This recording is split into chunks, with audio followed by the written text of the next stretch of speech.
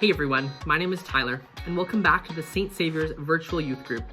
If you haven't already, make sure to hit that subscribe button and hit the bell icon so that you never miss any of our new videos. We're back this week with another really great topic. Throughout the virtual series, I have tried to talk about as many different and diverse topics as possible, covering everything so far from leadership and mental health to Advent and the Lenten season. I hope that you enjoy today's video. Today's topic is all about poverty.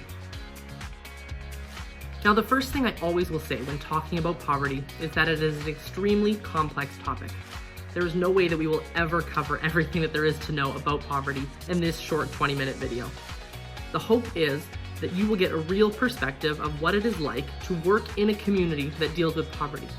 My guest today is a close friend of mine who works directly with families and communities struggling with poverty every single day. I hope that you will get a better understanding of why people experience poverty and how it affects every aspect of a person's life. Let's get started. Our special guest today is Melanie. So thanks so much, Mel, for joining me today and talking about this week's topic, which is all about poverty. I'm going to put it to you first, and just for you to introduce yourself and what you do. All right. Thanks, Tyler, for having me here. My name is Melanie, and I am the manager of operations for Dominican Republic and Haiti for the organization called LiveDifferent. And my role here is to, well, pre-COVID, let's just say, is to host volunteer groups, primarily from Canada, all different parts of Canada, that would come to visit the country and participate in different development projects within the communities that we work in. So we're in 3 different communities here in the north of the island.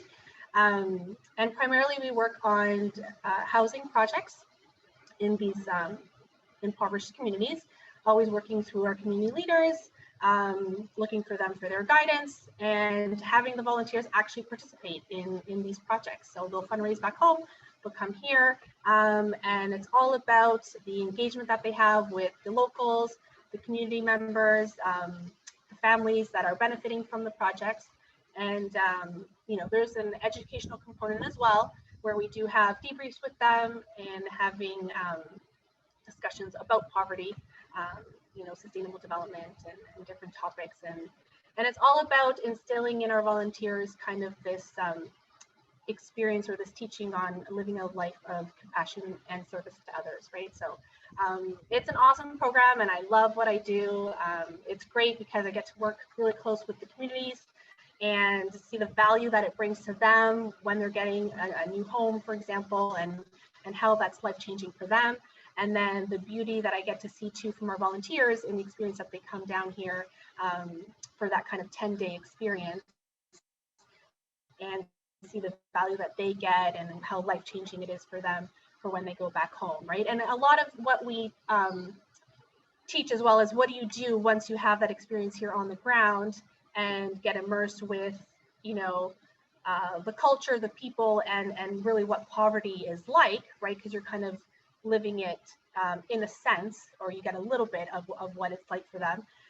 And then, when you go back home, what can you do yourself back home in your own community, or what changes or life changes can you do, to help in this, kind of global problem of alleviating poverty, right?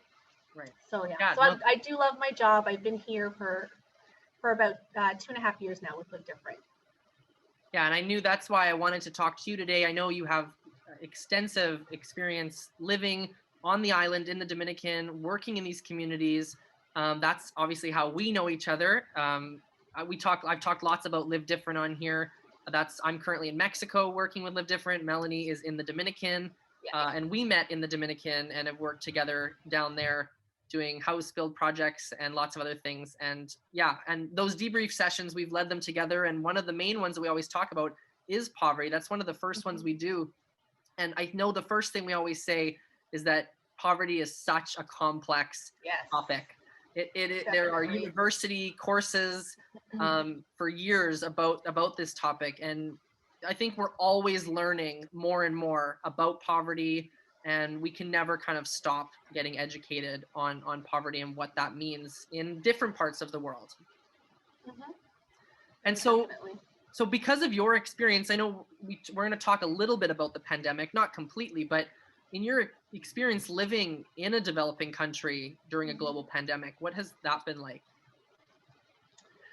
I do have to give kudos to the Dominican because I do feel that they, the government did do a really good job of putting really strict measures in the beginning, right, to kind of control the spread of the virus and whatnot with curfews and whatnot. But we did continue to work, or me specifically touching base with our community leaders throughout to see, what is it that these members in these communities were experiencing. And, we noticed that the biggest need during the pandemic was definitely, with Dominican being very touristy, or relies heavily on the tourist industry and that pretty much collapsing, right? It left many people without a job, and therefore what was already hard of putting food on the table for your family, right? It just made it that much harder, right? Due to the pandemic. So we really worked together with our leaders to see, okay, how can we help, right? And as you know, we have what we call our Emergency Relief and Community Development Fund, right, which we used to use for other things. And now we prioritize through the pandemic on assisting with the distribution of food packages for these families. So one of the things that I really like that we did from the very beginning is that when we started identifying this, this problem, other leaders from other local NGOs, we were each kind of reaching out to each other, and we kind of realized, okay, everyone realized what the issue was, and what can we do to tackle it, but at the same time, how can we work efficiently to not overlap communities, for example, and people getting like double packages or whatever. So we ended up kind of forming this little committee where reps from, I would say, 10 to 15 different local organizations that were doing different things, whether it was education, healthcare, right? We do more like the construction development projects kind of thing. And we got together and we started having weekly meetings and started discussing, okay, well, what community are you supporting, right? So that there's no overlap. And I think that worked really well because we were able to really brainstorm, share ideas, best practices, what have other people done in the past, and how can we continue moving forward to support and complement what the government was doing, because the government did step in and was providing also some kind of food packages, or even like these, I don't know what the word is in English, but they're like these kind of vouchers or money cards, right? They put money on a card and they could use it in the supermarket or the colmados, right? The little mini markets around to buy food, but it wasn't enough. So that's where we all kind of stepped in and through our community leaders identified, okay, who really needs it the most, who is not receiving from the government or not receiving much, and then how can we complement that? So yeah, and I've seen some of the statistics globally of poverty, and this obviously last year has seen for the first time in a long time an increase in people falling into poverty over the last year, which makes sense. Have you seen that happen in the Dominican as well, with more families being in need than ever? Definitely, that's the feedback that we got from our leaders, especially. It was basically, people they didn't have jobs. They were cut from their jobs, right? So people that would work in the local hotels or even the transportation industry, there's a lot of moto taxis, right? And people were now confined in their home, not being able to go out. So there was no movement of people even.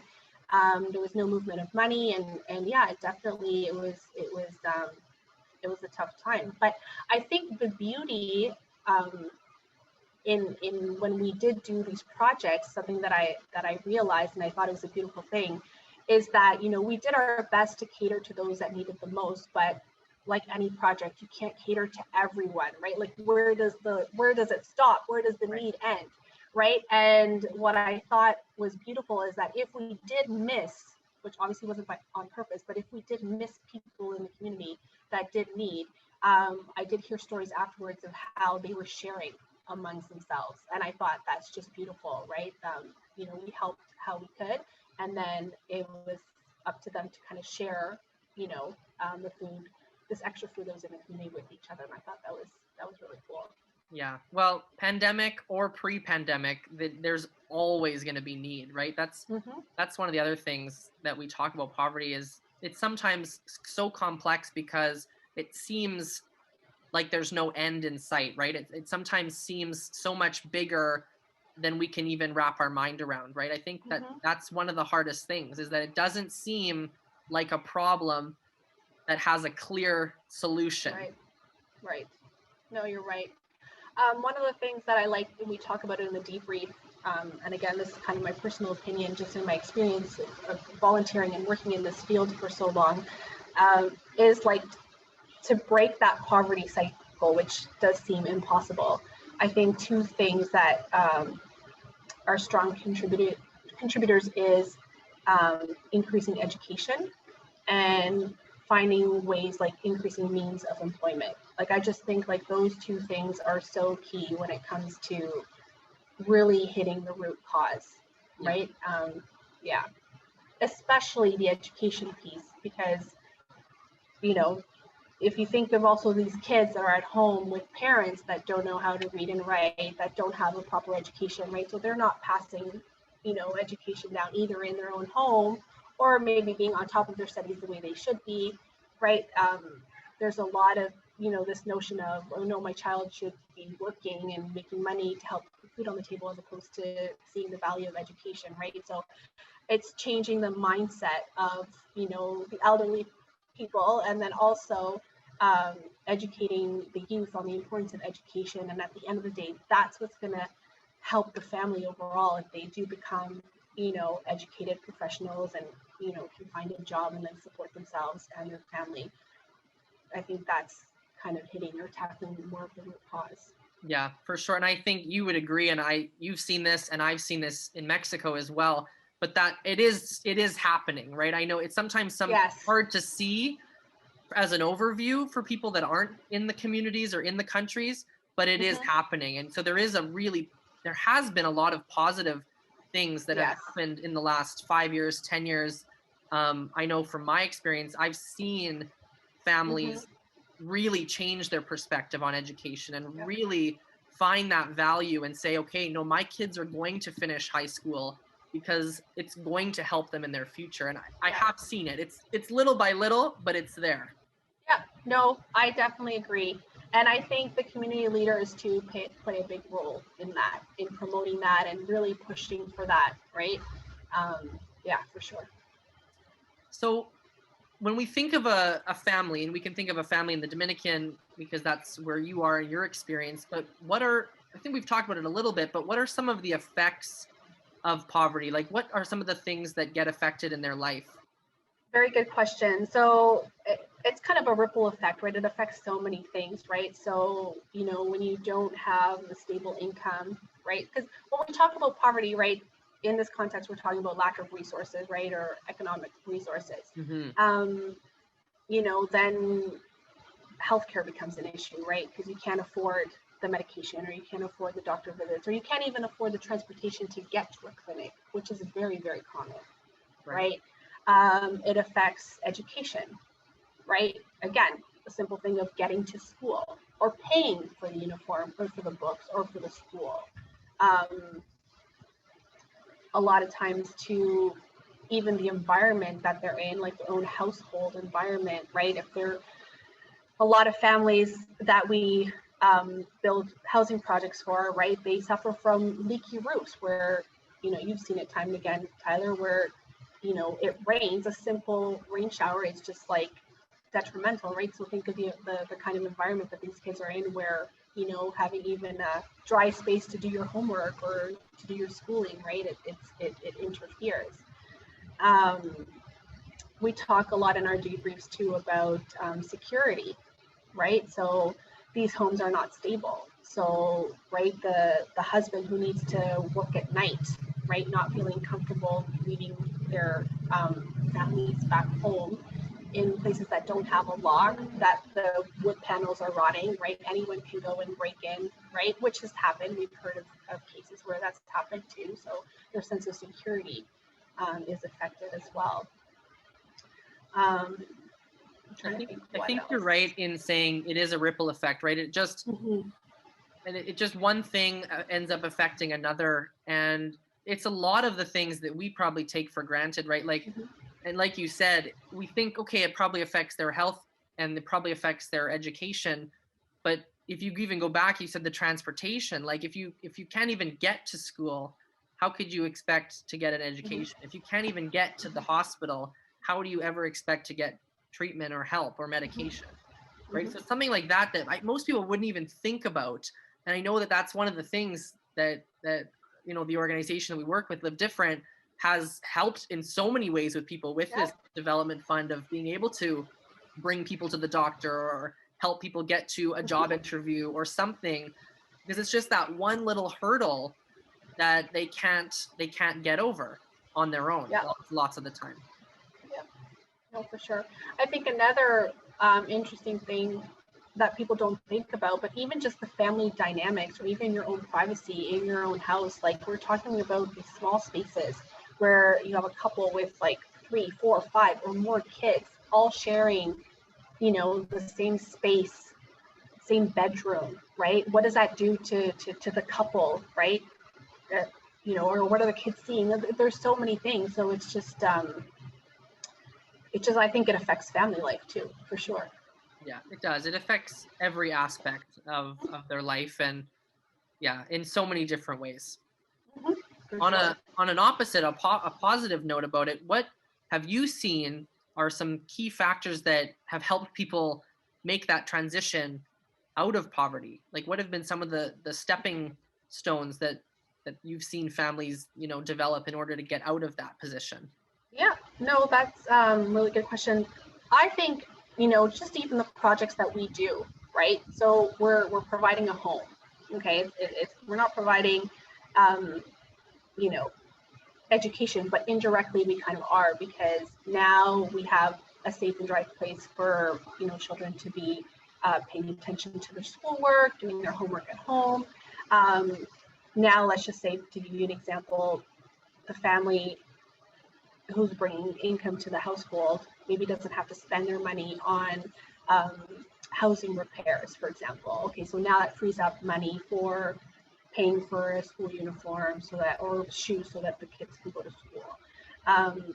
Right, so it's kind of like, we're helping with the security of a home, which then frees up income or just creates a better living space, right, to then help with these issues that we're identifying, right? So now they have 2 bedrooms, for example, one for the kids, one for the parents. Okay, well, maybe now we're helping them come out of, that, what we were talking about, the whole family dynamics and lack of privacy and stuff, right? Now you have a door that locks, for example. Okay, so now, the husband who works late nights can leave with a peace of mind knowing that his family is safe at home. Yeah, that right. So security is restored. For sure. Yeah. So I think, too, what we've seen in the past is whenever we do kind of complete a housing project, right?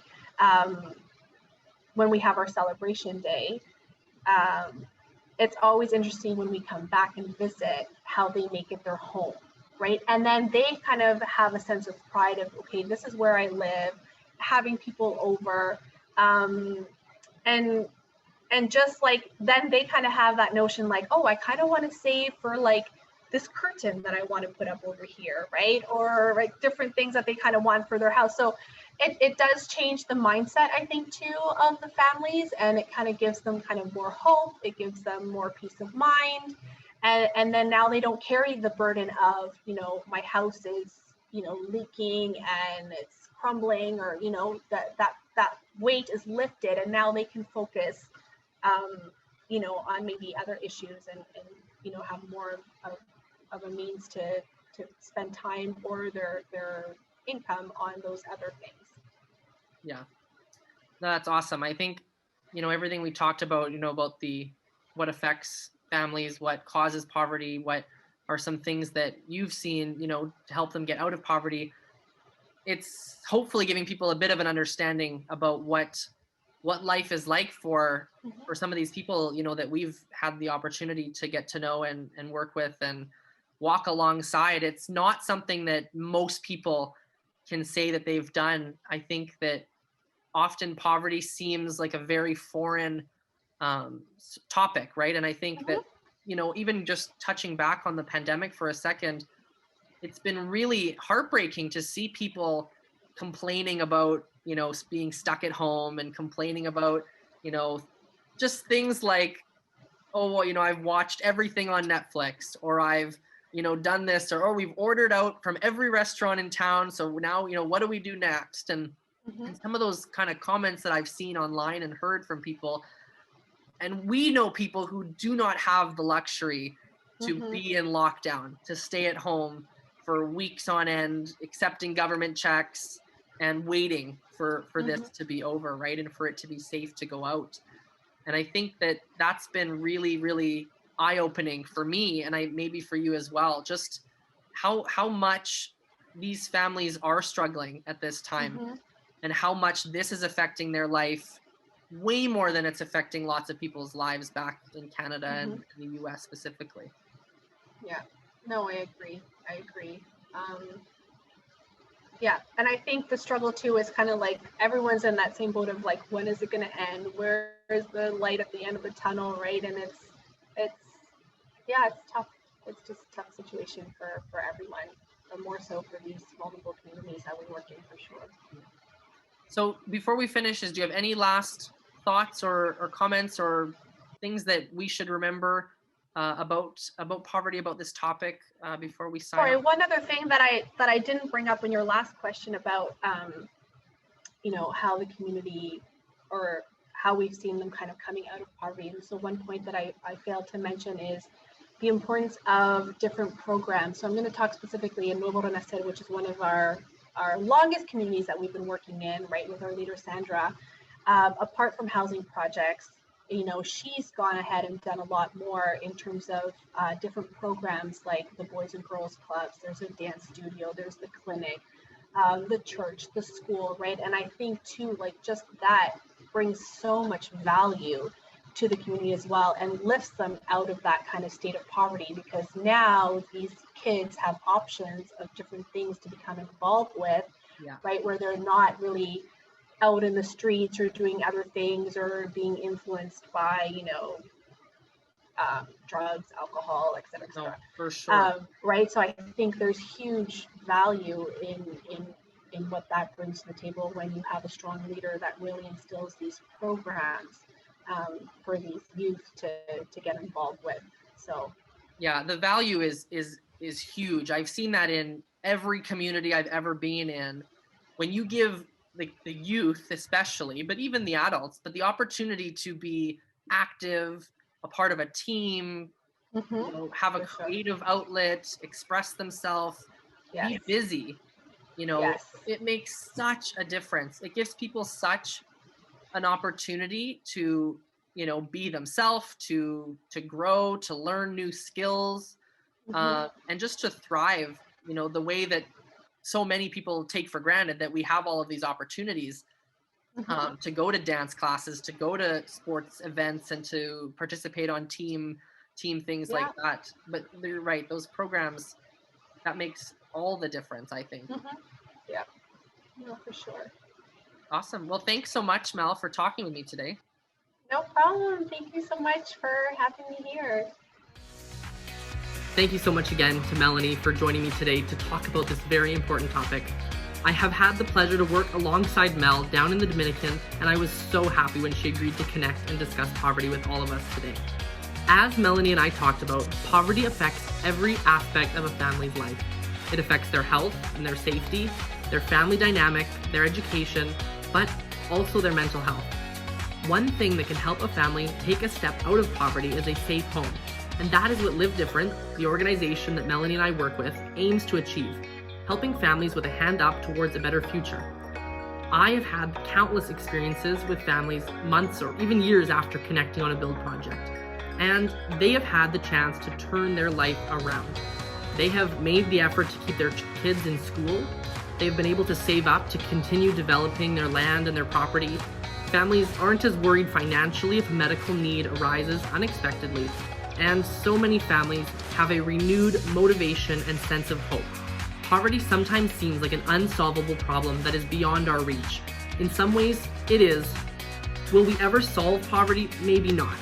But what we can do is educate people on why it exists and little by little work together to help and especially educate those living in poverty to give them their best chance.